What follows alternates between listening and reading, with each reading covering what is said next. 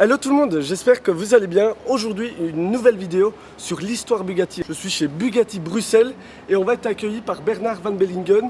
C'est parti. Salut Kevin. Salut Bernard. Bienvenue chez Bugatti. Merci. Eh bien On voilà. voit que c'est beau, hein. Bienvenue dans cet écran. C'est magnifique, waouh. C'est superbe. C'est effectivement un showroom avec beaucoup d'élégance. Au niveau des matériaux, on a des sièges, des fauteuils spécifiques de la collection Bugatti en carbone, donc comme le véhicule. On a de belles maquettes concernant le moteur, on a des pièces d'art avec un Rembrandt Bugatti, on en discutera un peu plus tard. Donc bienvenue chez Bugatti. Merci beaucoup, merci Bernard pour l'accueil. Donc ici, on voit la Chiron, mais Oui. aujourd'hui, c'est pas celle-là qui va nous intéresser. Parce que bon, on en avait parlé en story lorsqu'on s'est vu au salon Interclassique. Oui. Et on voulait parler de la Bugatti Veyron, et surtout moi parce que c'est un de mes véhicules préférés. Tout simplement parce qu'elle représente beaucoup de choses, beaucoup de révolutions et aussi un design que je trouve toujours fabuleux par rapport même aux années qu'elle a, puisque ça commence à avoir quelques années. Hein. Exactement. On va se tourner sur la Bugatti Veyron. On va aussi parler des légendes de Bugatti, donc c'est des éditions de Bugatti, de la Bugatti Veyron. Et donc celle-ci, c'est la première génération de Bugatti, on le voit notamment au phare. Et je te laisse peut-être présenter un petit peu plus en détail parce que tu les connais par cœur, puisque c'est toi qui vends la Bugatti ici en Belgique. Oui. Donc voilà. Alors j'ai quand même un peu expliqué la genèse de la Bugatti Veyron. Donc il faut d'abord savoir que Ferdinand Piëch a racheté la marque en 1998. Ok. Big boss de l'époque du Ok. groupe Volkswagen. Et quand il a racheté cette fameuse marque, il a rassemblé ses ingénieurs et il avait 4 souhaits.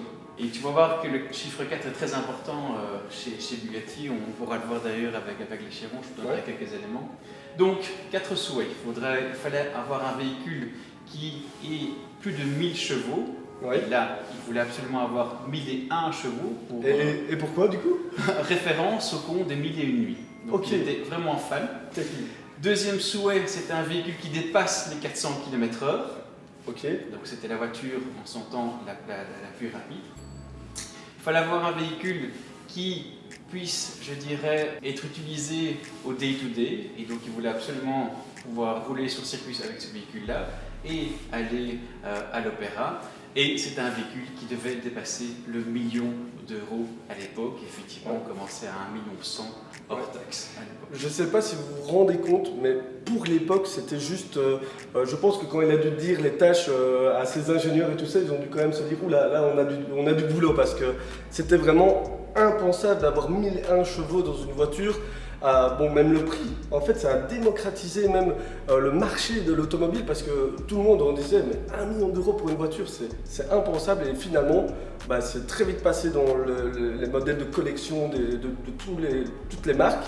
Mais c'est vrai que ça a démocratisé le marché. C'est pour ça qu'elle est si spéciale cette Bugatti Veyron. Voilà, et je peux vous dire que pour les ingénieurs, c'était mission impossible. Et quand on dit mission impossible, un certain Ferdinand Piëch, il faut peser ses mots. Ah ouais. Surtout aussi la problématique au niveau des pneus, parce que bon, il a demandé à avoir un manufacturier qui est Michelin, de pouvoir développer un pneu qui puisse avoir, je dirais, la possibilité de supporter ces 1001 chevaux. Ouais. Donc le cahier des charges était assez lourd, Ouais. mais ils ont parvenu à faire des choses magnifiques et c'est un véhicule qui est magnifique et exceptionnel. Ouais. En parlant de pneus et de jantes, il y a cette histoire, cette légende.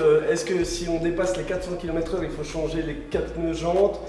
Ou voilà, combien de kilomètres c'est? Parce que ça, je sais que ça peut intéresser. Ça peut intéresser, effectivement, ce sont de belles histoires et ça fait parler de la marque. Oui, donc, bien sûr. donc voilà, il faut bien comprendre qu'au départ, on n'avait aucune expérience. Ouais. Et donc Michelin demandait à chaque fois, tiens, mais où en sont vos clients, qu'est-ce qu'ils ont, combien de kilomètres ils ont roulé, quelle vitesse, et chaque fois ce pneu était effectivement vérifié. Par exemple, sur une Chiron ou sur une Veyron, quand on change les pneumatiques, nous démontons les roues ici en Belgique, les roues sont apportées à l'usine à Molsheim en Alsace en France, et donc ces pneus sont remis, quand on met des nouveaux pneus sur la jante, les pneus sont passés au rayon X, et pourquoi au rayon X? Pour bien voir si la roue est ronde. On va parler aussi un petit peu de la motorisation. Donc c'est un W16 avec 4 turbos, c'est ça? Exact.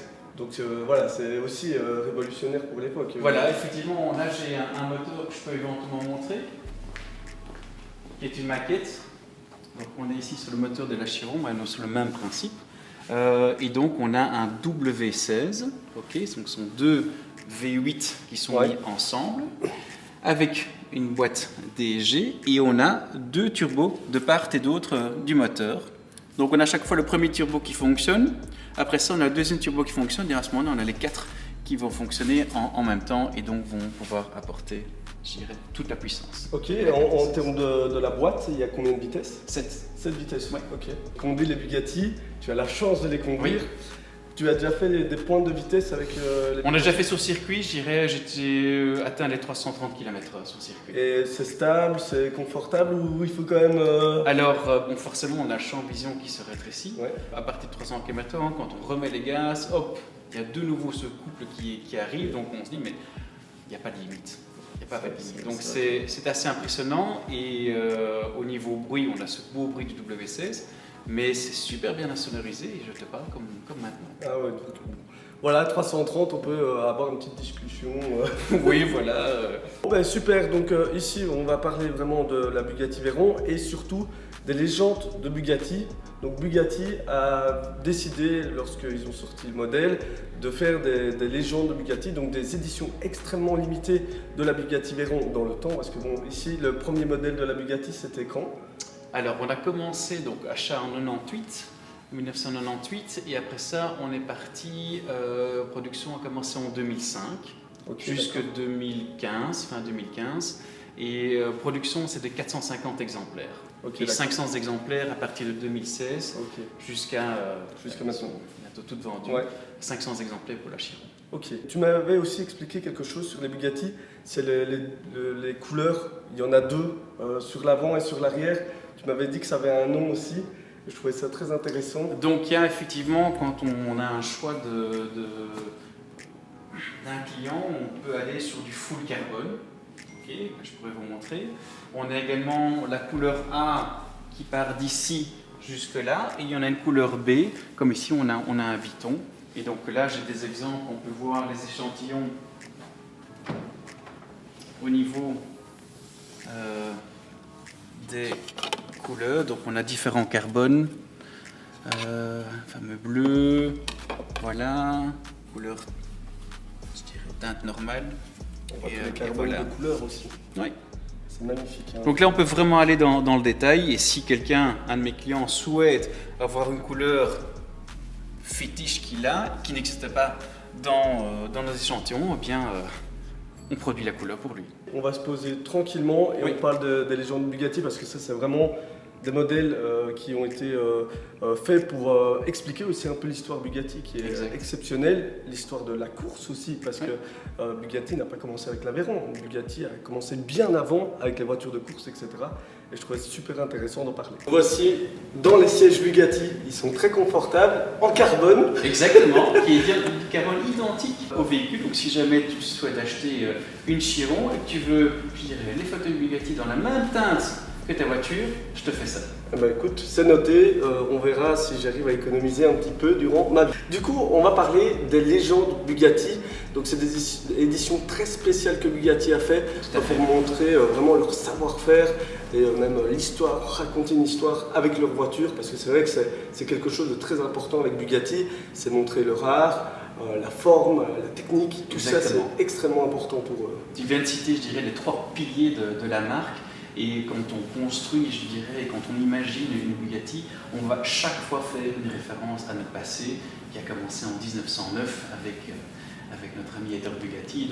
Donc voilà, donc c'est très important de faire un lien avec ce qu'on a fait. C'est vraiment le fondateur de la marque.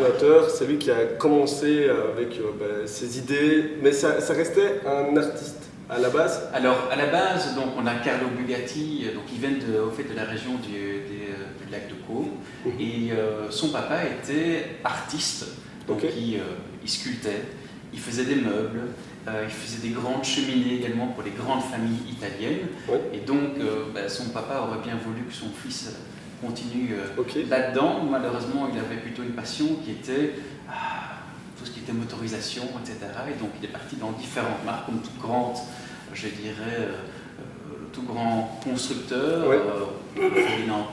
Porsche, etc. l'ont fait également.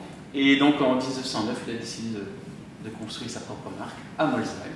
D'accord, ok. Et c'est là où tout a commencé. C'est là où tout a commencé et que c'est toujours en cours d'ailleurs. Ils sont toujours à Molsheim. On a toujours l'usine avec le fameux château Saint-Jean. Et c'était là. Donc ce château n'a jamais été habité, pour ton info. Ce château était destiné à recevoir ses clients. D'accord, ok. Donc voilà, c'était un grand bureau. Je te reçois ici, sauf que mon château il est un petit peu plus petit. Alors on va commencer les éditions Bugatti par la première. C'est l'édition Jean-Pierre 8000. Alors ça a une référence évidemment avec la course, parce que Bugatti a fait de la course. Tout à fait. Et ce modèle a été une référence tout simplement parce que c'est quand ils ont gagné Le Mans dans les années 1937. Donc voilà, ça c'est quelque chose qui est très important pour Bugatti. Alors ce qui est très important pour Bugatti, je dirais même pour toutes les autres marques, c'est cette fameuse 24 heures du Mans, qui est une course qui dure 24 heures forcément.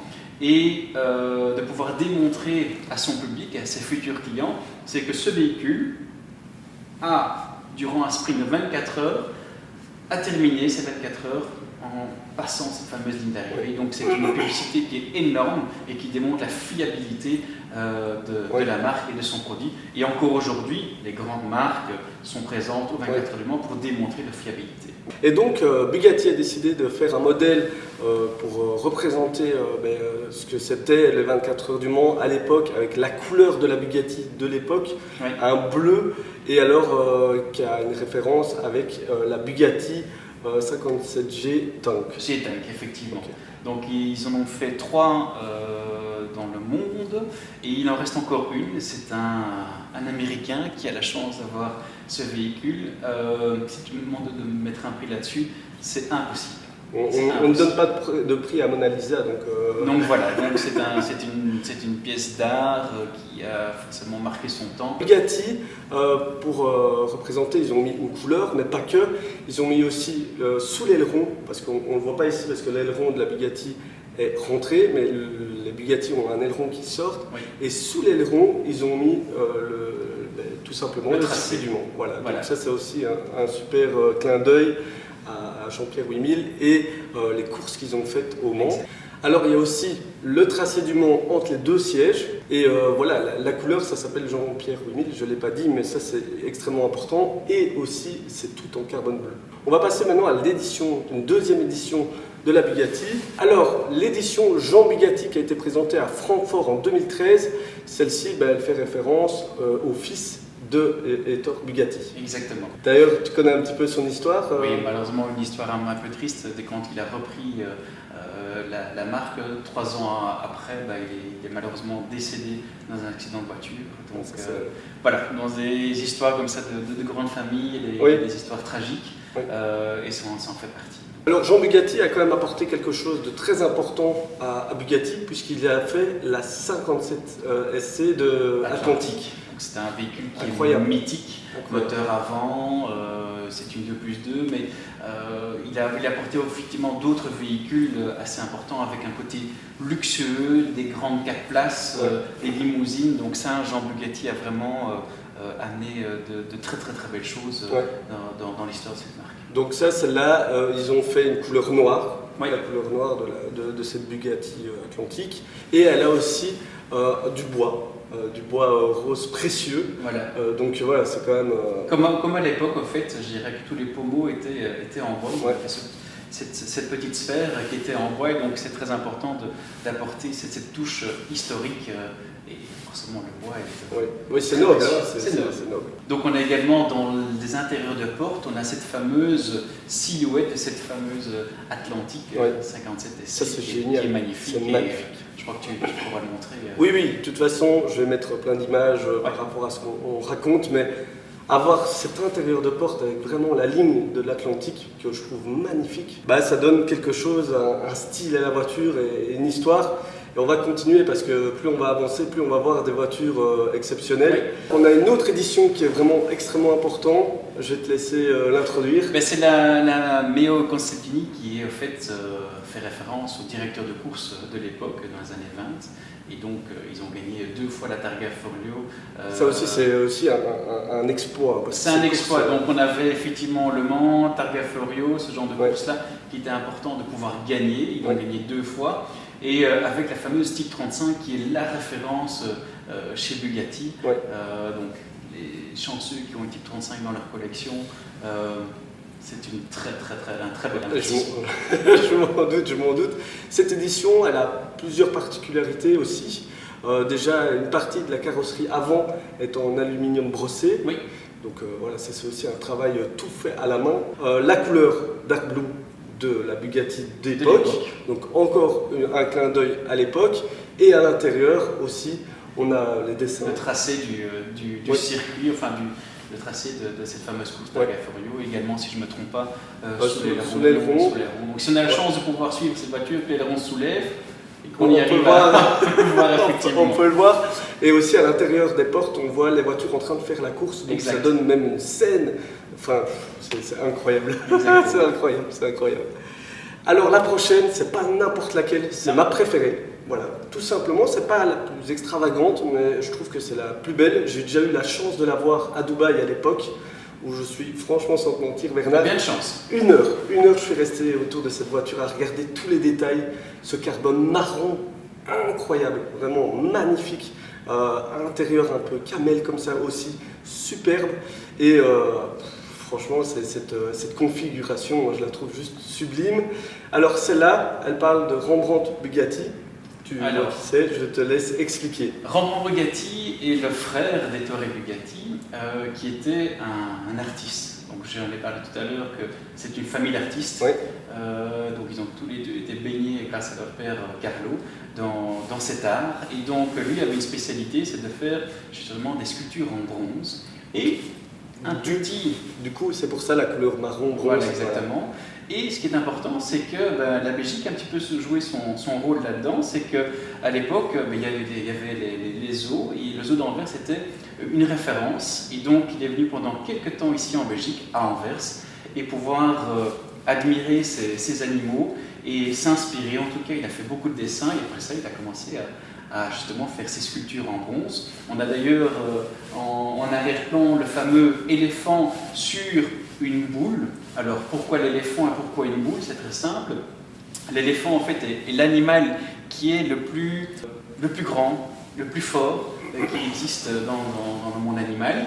Et on l'a représenté, enfin en tout cas il l'a représenté sur une boule, et donc il permet de montrer l'équilibre. On a la force, on a l'équilibre, et là ça représente vraiment Bugatti. On a effectivement une belle forme, une technologie, une puissance, et donc ça représente effectivement... Ça représente très bien la barque, c'est vrai que c'est très bien représenté, et on le retrouve cet éléphant aussi sur des calandres de Bugatti d'époque. Pas sur les calandres. Au-dessus. Au-dessus, donc en fait c'était le bouchon, je dirais, du radiateur, et au fait l'éléphant, bon, ici on a un éléphant qui effectivement... Mais au fait l'éléphant il fait ceci. Cet éléphant-là, on le retrouve aussi entre les sièges de la Bugatti. Donc voilà, encore un super clin d'œil. J'adore l'histoire de cette Rembrandt, j'adore la configuration. On va parler maintenant de la Bugatti la plus extravagante de ces éditions, c'est la Black Bess. Donc là, effectivement, c'est un véhicule qui fait référence à plusieurs choses. D'abord, avant tout, on est sur référence par rapport à un modèle qui était sur la Type 18. Type 18 qui était, je dirais, piloté par des grands pilotes de l'aviation et de l'armée de l'air française. Il faut bien savoir qu'à l'époque, les pilotes de l'armée de l'air française avaient un double boulot. Donc, ils étaient en l'air, mais notre ami Ettore Bugatti s'occupait justement de pouvoir les faire rouler dans ces véhicules et pouvoir, je dirais, démontrer la puissance. Donc on a un certain Roland Garros, on peut faire effectivement référence au tennis. Effectivement, oui, c'est vrai, c'est pas le tennis. C'est pas le tennis, donc Roland Garros c'était un pilote de l'armée de l'air française, et donc Ettore Bugatti les utilisait justement pour tester ces véhicules. D'accord. D'où la représentation, par exemple, dans les portes et entre les sièges d'un avion et d'une voiture de course. C'est un énorme clin d'œil à Roland Garros. Et c'est juste incroyable aussi cette édition, elle est magnifique. Cette Black Bess a de l'or, 24 carats, donc notamment sur la calandre. Oui. Le fer à cheval, mais tu m'as expliqué qu'en fait c'est pas vraiment un fer à cheval. Effectivement, quand on prend la première Bugatti, qui est la Bugatti Type 13, que notre ami a construit. La calandre est faite à une forme d'œuf. Alors, je parle de nouveau d'art. Quelle est la forme la plus pure qui puisse exister? Eh bien, c'est l'œuf, qui fait référence à la naissance, la création et autres. Et donc, les grandes calandres, c'était un œuf. Après ça, ces véhicules étaient forcément hauts sur pattes. Oui.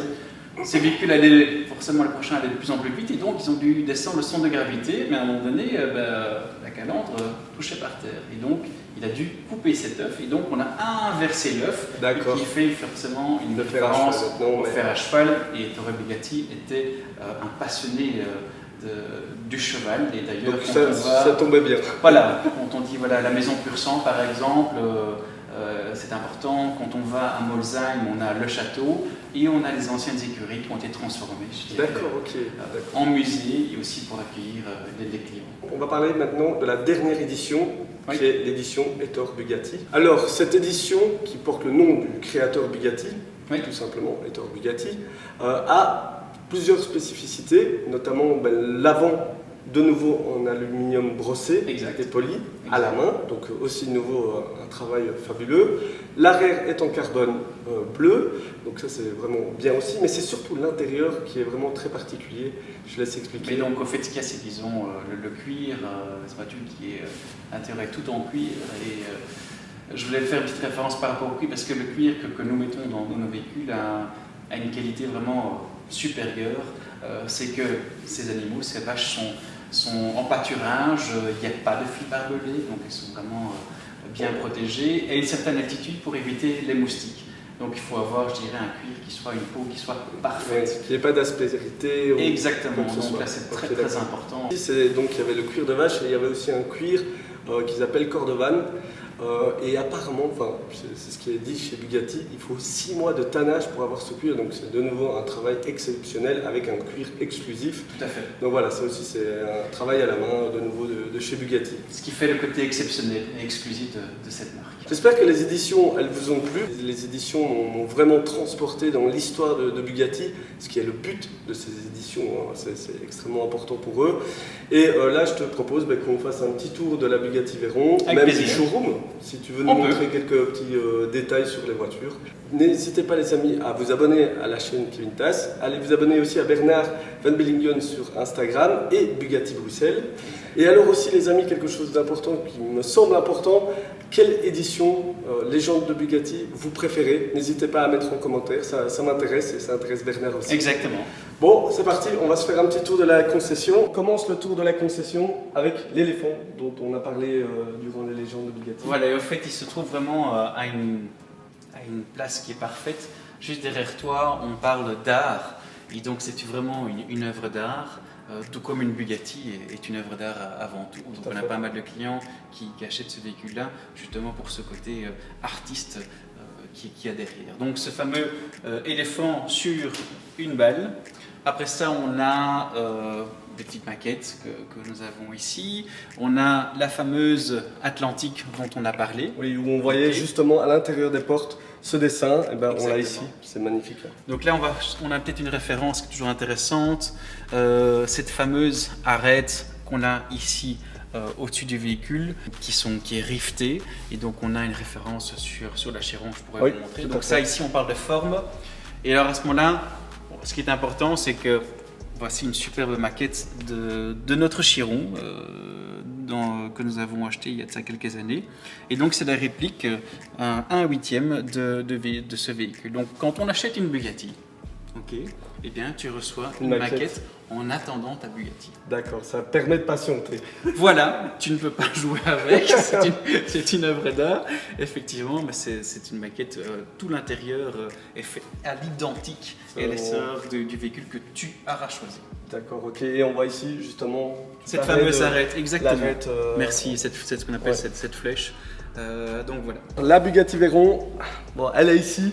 On a la chance que tu en aies une ici sous la main. Oui. Donc l'aileron, comme je parlais tout à l'heure, il est ici, il est caché. Et c'est sous l'aileron où il y avait certaines références au circuit, etc. Exactement. Et donc cet aileron sert également forcément de mettre un appui à certaines vitesses, mais sert également d'aérofrein. Donc à un moment donné, quand on commence à haute vitesse à freiner, hop, cet aileron se met se lève, en tout cas se met pratiquement à la verticale. Et à ce moment-là, ça permet de freiner le véhicule. Et regardez juste ça les amis, le chef-d'œuvre, le moteur qu'on voit ici qui montre le nombre de cylindres. Voilà. Tout simplement. Petite question, on voit ici il n'y a pas de vitre de protection, donc sous la pluie comment ça se passe? Eh bien, je dirais que c'est un véhicule qui permet justement de résister à la pluie. Un moteur qui est forcément chaud, ça s'évapore très vite. Donc ici, le 16.4, tu parlais de 16 cylindres effectivement, et le 4 fait référence aux 4 turbos. D'accord, ok, super. Le design du logo, donc pour ceux qui ne connaissent pas, on a le E inversé d'Ettor et le B de Bugatti, voilà. Ça. Alors on voit aussi ces courbes magnifiques, c'est ça aussi qui me rend amoureux de cette Bugatti, c'est l'arrière. Ces courbes sont juste sublimes. On va voir un petit peu ici, là on a référence ici avec la trappe à essence ou trappe à huile de l'autre côté. Donc il y a une trappe à essence d'un côté et une trappe à huile de l'autre. Exactement. Ok, voilà. Super intéressant. Et voici l'intérieur de cette fameuse verrou. C'est super. Donc il y a de l'alu, c'est ça, sur la console centrale. Effectivement, ce qu'on appelle bouchonné. Écoute, c'est quoi? Je t'invite à te mettre dedans. On va s'asseoir dedans. Fais comme chez toi. M'asseoir. Et je trouve que ton pull est bien assorti. Et si ça, c'est pas. C'est vraiment un hasard, on n'a pas fait exprès. Il n'y a pas de hasard dans la vie. Exactement. Voilà, donc il voit cette matière ici qu'il a Alcantara d'un côté. Un véhicule qui est à l'intérieur full cuir. Oui, on voit le cuir. Les instruments. Et effectivement, le cuir est parfait. Il n'y a pas de petits trous, de rien du tout. Le cuir est vraiment parfait. On a évidemment ce compteur incroyable avec la vitesse qu'on peut voir, les tours minutes. Ce compteur ici, c'est quoi ça exactement ça? Parce que là, y a tu as la vitesse. Oui. Ce qui est important aussi, c'est le nombre de chevaux. Donc ici, on arrive à 1001 chevaux. D'accord, ok. Tu vois? Donc en fait, quand on roule, si on appuie, on va voir qu'on utilise le nombre de chevaux que tu vas utiliser. D'accord, okay. Exactement.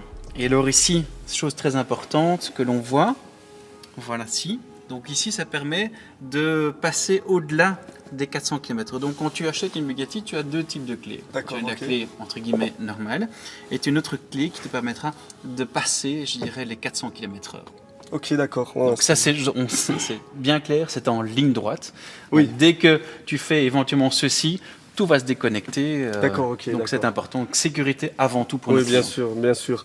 Alors ici, on a donc la console centrale qui est simple, efficace, magnifique, avec le bouton Start.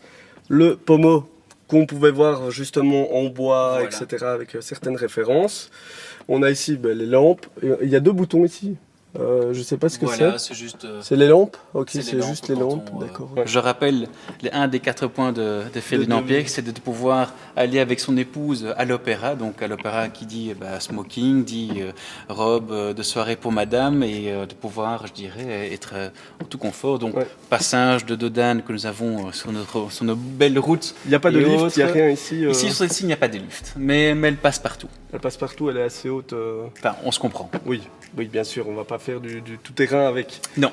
4 roues motrices. Oui, 4 roues motrices. Bernard, cette voiture, elle a combien d'années maintenant? Quand on voit l'intérieur, j'ai pas l'impression d'être dans une vieille voiture. Mais c'est une voiture qui est pratiquement intemporelle.